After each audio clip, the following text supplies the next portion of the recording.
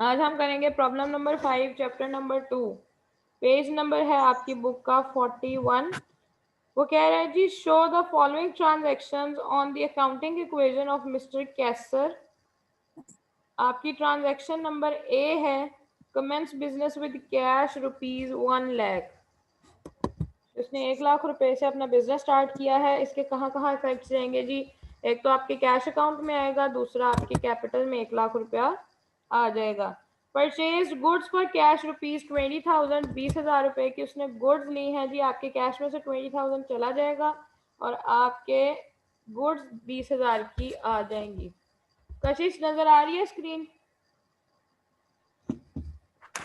हमने video on की नहीं, वीडियो नहीं ऑन की। तुम्हें वैसे स्क्रीन पे कुछ नजर आ रहा है? नहीं अल्लाह माफ करे। नहीं बाकियों को नजर आ रहा है?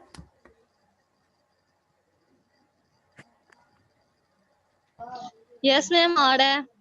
कशिश बेटा अपनी ग्लासेस यूज करें। आगे आगे दीजिए। हाँ शुक्र है। ठीक है जी, एसेट साइड पे हम पहली ट्रांजैक्शन के बाद क्या करेंगे जी? कैश में क्या लिखेंगे? 1 लाख रुपीज। यस 1 लाख। लो चल रहा है, इसको पता नहीं क्या मसला है। ठीक है, और उधर से आपका कैपिटल में भी आएगा 1 लाख रुपी। चल जा मुन्ने, क्या हो गया? तो तुम लोगों की तरह ढीठे हो गया।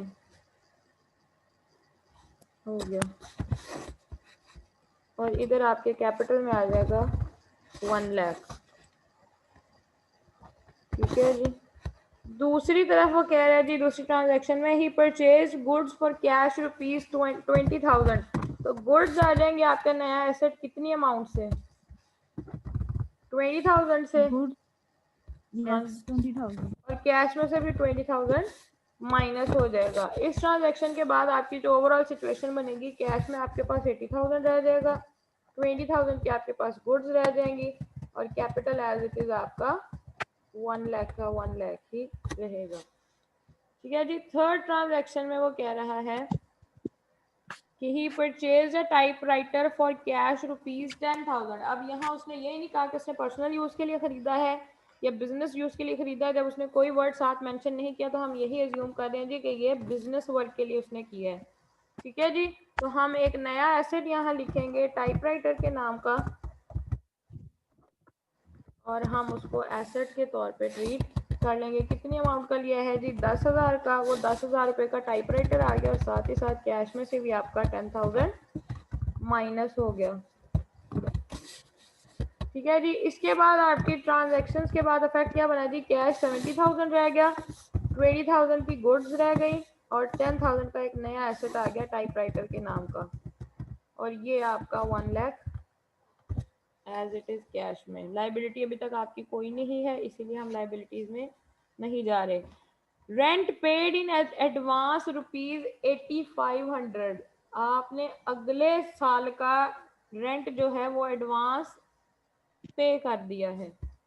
जब तक हमने कहा था जी आपका वो एक्सपेंस पे ऑफ नहीं हो जाता, यानी कि वो आप पे लाइबिलिटी है ही नहीं, अभी आपने एडवांस दे दिया है, जब तक वो खर्च नहीं होगा उसको आप एज एन एक्सपेंस ट्रीट नहीं करेंगे। यानी जब तक अगला साल नहीं आ जाता आपका जो एडवांस रेंट है वो आपके एसेट साइड पे रहेगा। जी जिन्होंने खुद क्वेश्चन किया उन्होंने इसकी क्या एंट्री की थी?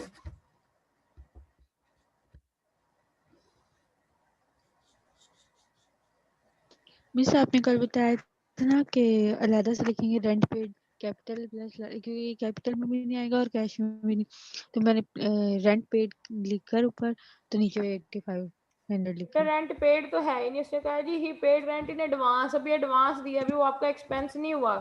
तो जब तक कोई भी चीज़ आपका एक्सपेंस नहीं होती उसको आप, यानी जो आपकी पेमेंट्स होती हैं जब तक एक्सपेंस नहीं बन जाती तब तक वो आपके एसेट्स में रहती हैं।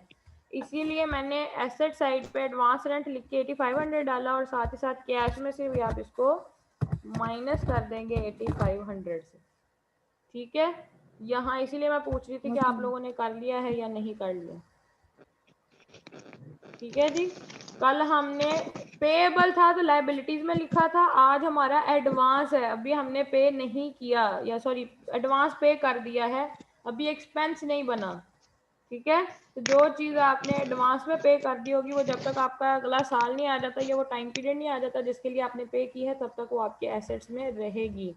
अब सेकंड पॉइंट से इसको क्लियर कर लें। 70,000 में से 8500 माइनस करें तो ये कितना बचा? 6150 6150 की 61,000 61,500 20,000 की आपकी गुड्स रह गई, 10,000 का आपका टाइपराइटर का एसेट और 8500 के आपके advance advance rent, rent.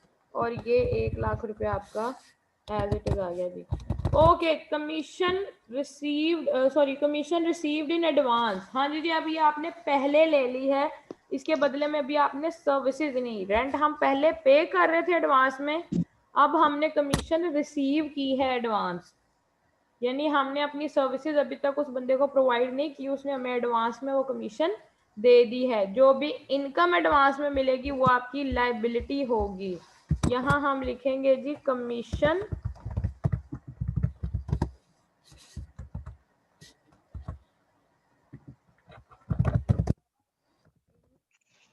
Advance या एडवांस कमीशन, कुछ भी लिख लें। यानी हमने अभी इसके बदले अपनी सर्विसेज नहीं दी हैं, लेकिन उससे पहले पैसे ले लिए हैं। अब जब तक हम उसको सर्विसेज प्रोवाइड नहीं कर देते, ये हमारी लायबिलिटी बना रहेगा। कितनी अमाउंट से था जी?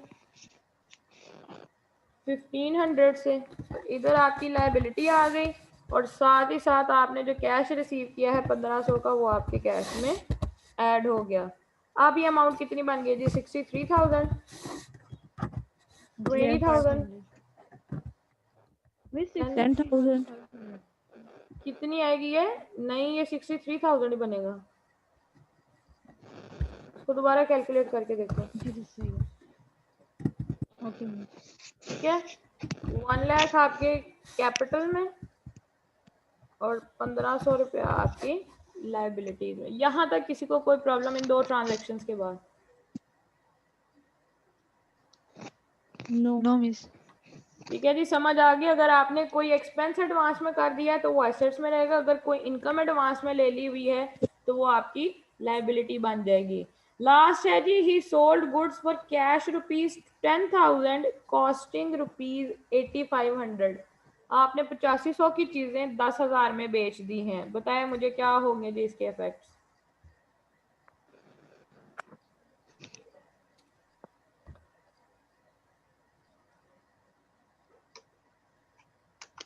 जल्दी से। उसने गुड्स सेल आउट की हैं, 8500 की कॉस्ट थी उनकी, लेकिन बेची 10,000 में।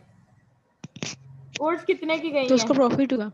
हाँ जी, प्रॉफिट तो हुआ। गुड्स कितने की गई हैं? 8500। हाँ जी जी, गुड्स में से मैं माइनस करने लगी हूँ अमाउंट 8,500 की। कैश कितना आया उसे? 1500। बेटा 1500 कैसे आया? कैश उसे 10,000 रिसीव हुआ है। वो जो 1500 का डिफरेंस है वो अब आपका प्रॉफिट है, वो किसको जाएगा? आपके ओनर को, लायबिलिटी को। कैपिटल में ऐड होगा। ठीक है कशिश, जी समझ आ गया ये पॉइंट? उसकी 8500 की गुड्स थी, उसने 10,000 में बेच दी, यानी 1500 रुपया प्रॉफिट। कहते जी असल में चीजें कितनी अमाउंट की गई वो हमने गुड्स में से माइनस कर दिया 8500। कैश हमें मिला था 10,000, वो हमने कैश में ऐड कर दिया। तो कहता है जी जो इन दोनों का डिफरेंस है 1500, वो कहाँ जाएगा? वो हम मालिक को दे देंगे, यानी कैपिटल में ऐड कर देंगे, क्योंकि वो आपका प्रॉफिट था। यहाँ तक कोई प्रॉब्लम?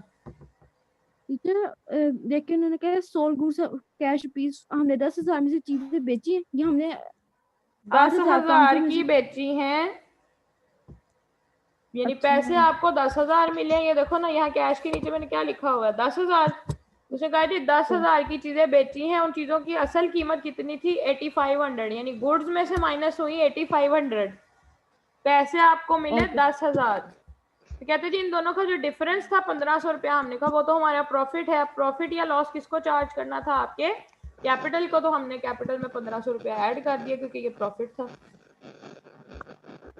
ओके, 8500 की हमें चीजें थी, हमने 10,000 में बेची, तो हमें हाँ 1500 जी। का मुनाफा, ये तो हमने इसको कैपिटल में लिखा। जी, गोदाम में से तो 8500 की गई, इसीलिए हमने गुड्स में से 8500 माइनस कर दिया।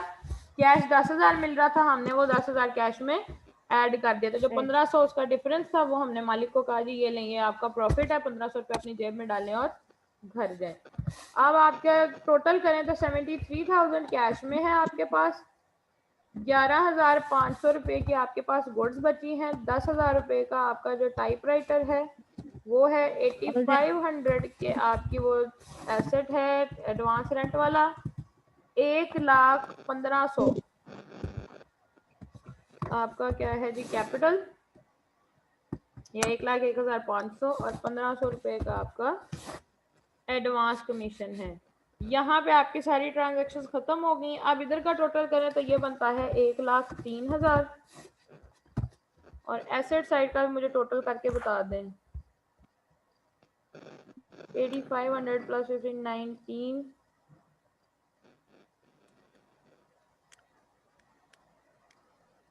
3 जल्दी से बताएं मुझे एसेट साइड का टोटल करके।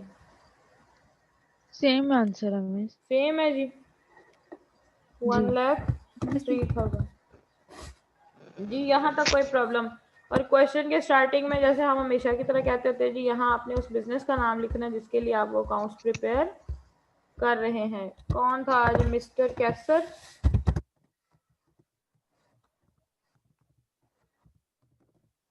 ये मिस्टर कैसर के लिए हमने अकाउंटिंग इक्वेशन प्रिपेयर की for the month of, month का नाम नहीं मेंशन था इसीलिए अभी तक हमने कोई भी डेट्स या नाम mention, sorry time period mention नहीं किया। ठीक है जी, यहाँ तक किसी को कोई प्रॉब्लम? आज हमारी 5 प्रॉब्लम्स पूरी हो गई हैं। चैप्टर नंबर 2 आपका पूरा क्लियर है। आपने जो मुझे असाइनमेंट भेजनी है वो आपकी ये पांचों के पांचों असाइनमेंट्स नीट रजिस्टर्स पे नोट हुई होनी चाहिए जो मैंने करवाई है। ठीक है जी, ओके मिस। ठीक है, मैं तो अगले वीक से भेजूंगी ना, क्योंकि मैंने तो लेक्चर भी नहीं लिया, आज ही लिया।